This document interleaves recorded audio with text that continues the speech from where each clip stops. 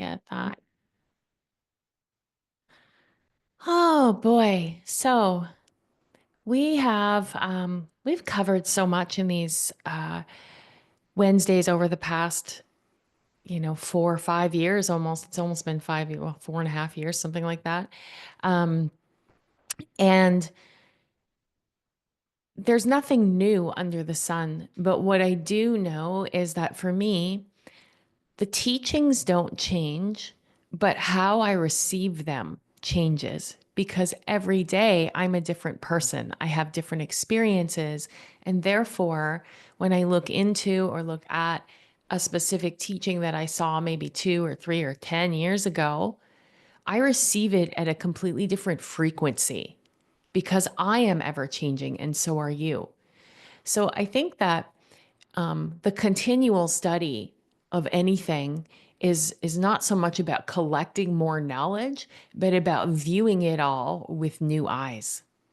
So I appreciate all of you continuing to come back and hear the messages and to receive them in new ways because as you grow, you vibrate at a different frequency. So this morning I was thinking about how there's been a lot of changes in my life, up and down and all over the place, and the highs and the lows and all of that recently. And I was thinking about the Buddhist teaching of the middle path and how it's so easy to get swept up in the excitement of life and then resist the stagnancy of life. But so the excitement is like we choose to go into that and we get attached to it. But then there's the excitement of, um, you know, unforeseen change that throws us into, and we don't like that. But we also don't want to be stagnant and steady and bored. And there's these two poles of sort of discomfort or discontent that happen in our lives. Change and chaos, which is like overstimulation when life is in flux and big transitions, new roles, uncertainty. And we might feel overwhelmed or anxious or unmoored. It's like, I don't know what's coming next and everything's shifting. But just the same way we feel restless when we're in this stagnation and sameness, like understimulation. When life feels too still, too predictable, or uninspiring, sometimes we feel stuck or numb or restless, like in a loop and looking for a spark, looking for passion or something. Neither extreme leaves us in peace. In fact, both of them can pull us out of our grounded center and right into reactivity. And we, my friends, are the sum total of our reactions. So the middle path is a home within. It's being able to come back to center when there's storms around us, when there's stillness over here, to come back to center. And the middle path isn't a place on the outside. It's an inner orientation. Okay. It's the ability to stay steady while the outer world shifts or stalls, because it will shift and it will stall. It's the wisdom to be with what is without grasping or pushing away.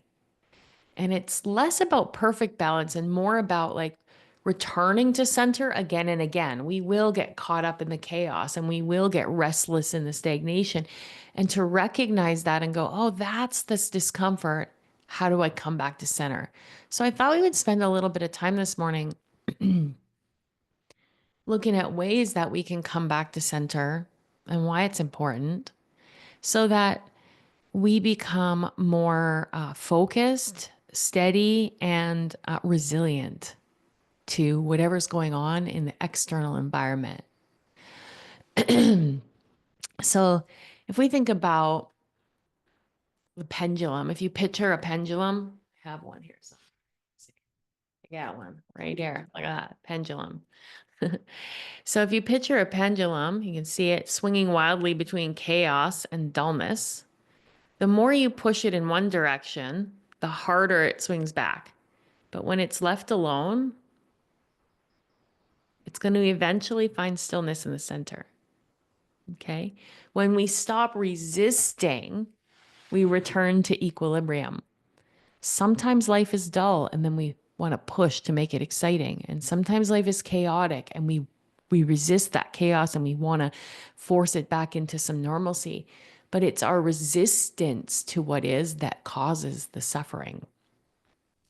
Think about a surfer who doesn't fight the wave or freeze on the board. They learn to ride the wave with awareness and strength. Life is going to bring us the swells and the still waters, but mastery lies not in controlling the ocean, but in mastering your presence on the board. And I find this metaphor really great because it's ridiculous for us to think we could change the ocean, right? And it's just as ridiculous to think that we could change our external circumstances sometimes. It's like, how do I learn to ride this wave? I've just had some, big waves with my marriage, but some other big waves come in and I'm just sort of surrendering and riding those waves.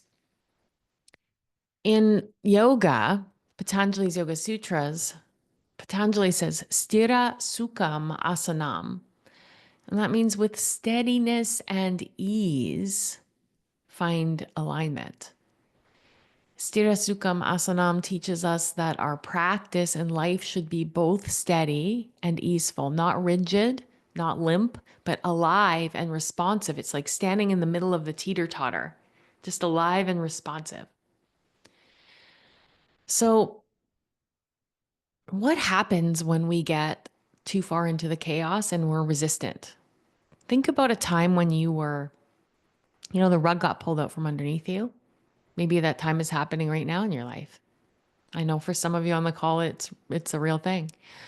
But think about a time when the rug got pulled out from underneath you and what are the ways that you grappled for safety and tried to resist the change? And how did you feel internally when you did that? And then think about a time when you felt bored with your job, bored with your relationship, bored with your life. And then who did you become through that? Did you start drama? Did you start to blame your external circumstances for your unhappiness? Like it's valuable information to look at who was I in those moments. And one way that we can do that is to practice journaling. And I know some of you do journal and some of you resist journaling. There are many ways to do self-inquiry, but I would say that self-inquiry is one of the greatest ways to know ourselves than to trust ourselves so we can be ourselves and stay steady in the middle path. So, a couple journaling prompts that I have for you is where am I clinging to control or resisting what is? Where am I clinging to control or resisting what is? And what do I need to do to come back to myself today?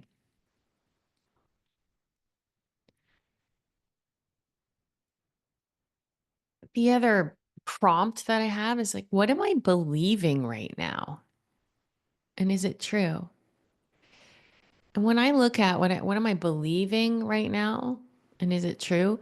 Often I'm believing I something shouldn't be the way it is, or something should be different. And as soon as we're believing something should be different, or it shouldn't be the way it is, we're now in an argument with reality. And therefore we will suffer. It will put us in resistance. So the question I would ask there is, yeah, what am I believing right now? And is it true? And then who am I without that story? If I give up that it should or shouldn't be, then it just is. Does that return me to center? And that's a really powerful practice to kind of get into that inquiry around what am I believing? Is it true? And who am I without that story? Because the story of this shouldn't be happening to me is causing your suffering more than whatever it is that's happening to you.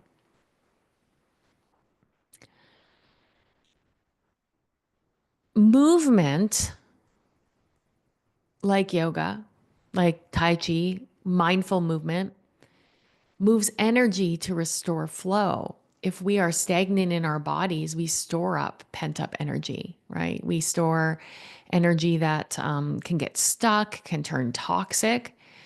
And mindful movement helps us discharge what in the yogic teachings we call the rajas and the tamas that live in the body, the fire and the earth. So the fire of like change and then the stillness of the earth. Movement helps us to rebalance those so that we can come back to center. So moving your body helps. Imagine your um center in you is like a small glowing fire. And when chaos flares up, it gets like when chaos flares, it gets buried under wind and debris. When stagnation sets in, the embers fade and cool. The fire's always there. The practices are how do you feed the fire? How do you actually feed the fire? So some inquiry questions around this to think about. Where in my life am I experiencing discomfort and change? And where am I experiencing the discomfort of stagnation? What does my center feel like? And how do I get back to it?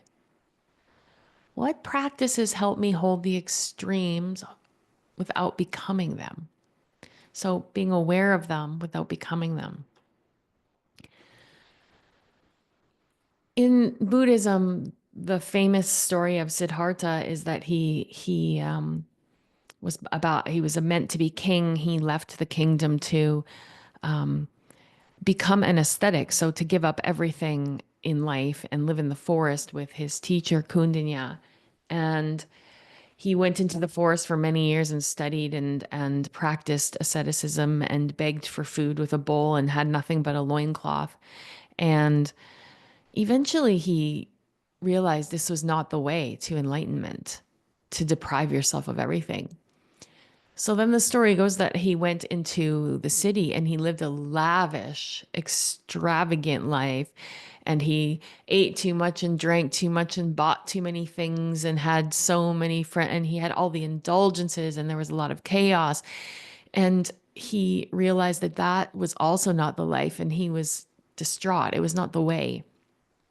And so he was walking back from the city toward the forest where he was an ascetic to go back to the kingdom. And he came across a man playing a lute and he was tuning it. And he asked him about the tuning it. And the man said, if I pull the string too tight, it will break. And if it's too loose, it won't play music. And it suddenly came to Siddhartha that it was the middle path that was the way to live, somewhere in between. And so I just offer this to you this morning to think about where are you magnetized towards chaos and in that or stuck in stagnancy, and what could you do to bring yourself back to center? So let's meditate. Let's meditate. Um, just close your eyes and sit up nice and tall.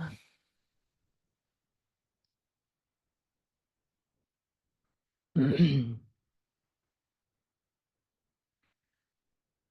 take a deep breath in through your nose and feel the breath come up the length of your spine. Empty out all of your breath. And then let's breathe in for 6 counts. 6, 5, 4, 3, 2, 1. Hold for 7, 6, 5, 4, 3, 2, 1. And exhale for 8, 7, 6, 5, 4, 3, 2, and 1. Take another deep breath in, fill up completely. Take 2 more sips of air at the top. Hold that breath. Let it hover at the crown of your head. And then slowly release.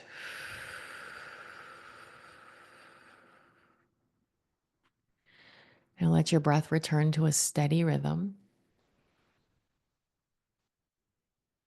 And keep your attention on your center, the center of your physical body.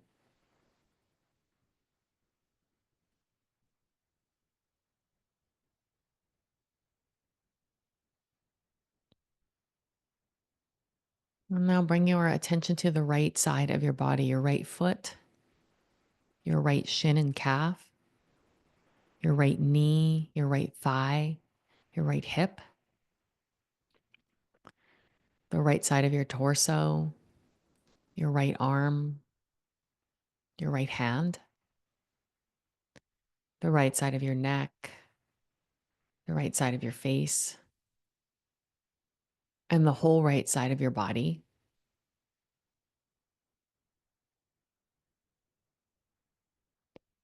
Now bring your attention to your left side, your left foot, shin, calf, knee, thigh, your left hip, your left torso, your left shoulder, your left arm, your left hand, the left side of your neck, the left side of your face, and the whole left side of your body.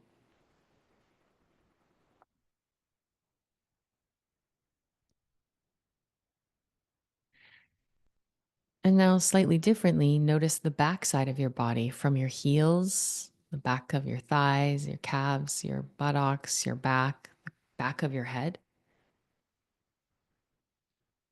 And then notice the front side of your body, your face, your throat, your chest and torso, the front of your thighs, your shins, the tops of your feet.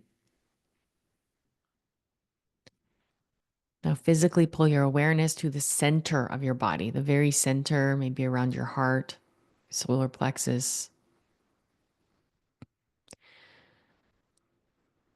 And then expand your awareness from that center point outward to the boundaries of your skin, the periphery in all directions.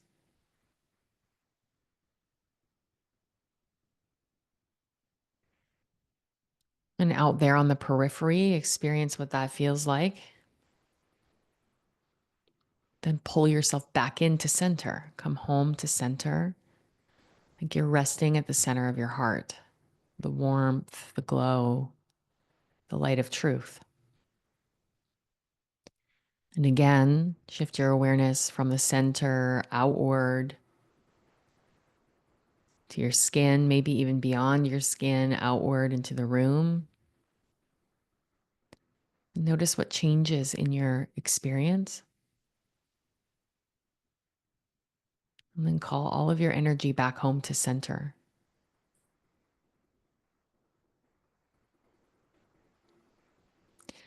And you'll notice as you go out to the boundaries, the periphery, that's where things like fear and jealousy and greed and comparison and judgment live. But when you come home to the center, there's only love. There's only truth. Rest at your center now and imagine you're standing in a wide open field. The field could be green or full of flowers, whatever you envision. I like to always imagine standing in bare feet, my feet on the earth. And to your left in this field, there's a great swirling storm, wind, rain, and the chaos of change. Just feel that, notice it, conjure the image. Then to your right is a vast desert, just dry, unmoving, still. And you begin to walk forward toward a glowing path that runs directly between the two. The path is bathed in golden light. It has a warmth and a glow that matches the frequency of the glow in your heart center. And you're aware of the storm and you're aware of the desert, but with each step, you feel steadier. You're not running from the storm and you're not escaping the stillness, the emptiness. You're walking your path, the middle path.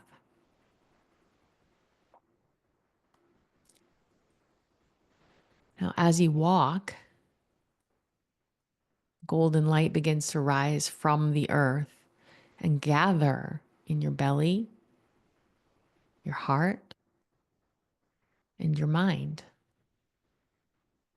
It's the light of equanimity, balance. It reminds you that you're safe here, that you belong here.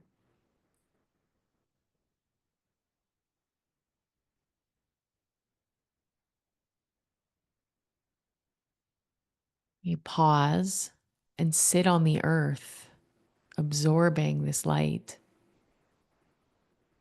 You're at home within yourself. You are not the storm. You are not the stillness. You are the one who can hold both.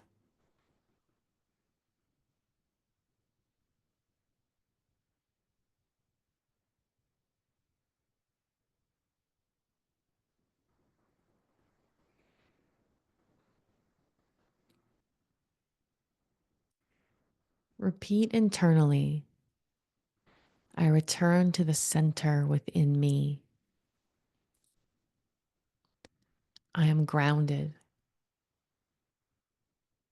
I am balanced. I am whole. Sit in the vision of the light, the earth beneath you, the storm to the left, the vastness to the right, and feel your connection to the highest energy, the energy of Creator.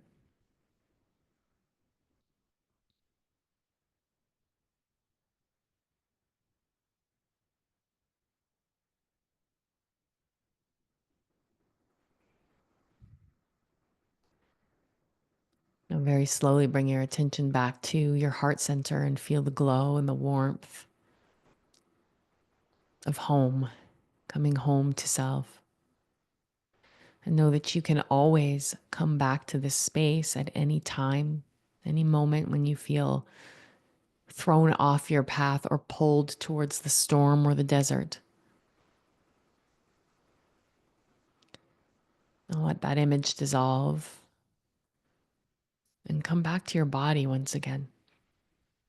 Scan yourself from your crown, the forehead center, the space behind your eyes, the outline of your ears, the rims of your nostrils,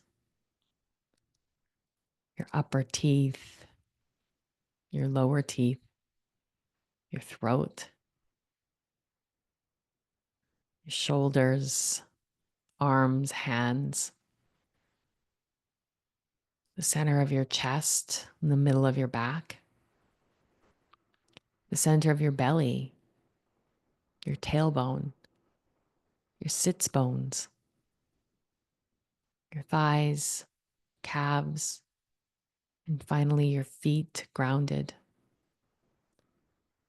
Now take in your whole body as a space. Just notice it, the space from which you experience life, the space where the still center point resides. Take a long, deep breath in through your nose and exhale through your mouth. And today, may we not strive to escape the highs or avoid the lows.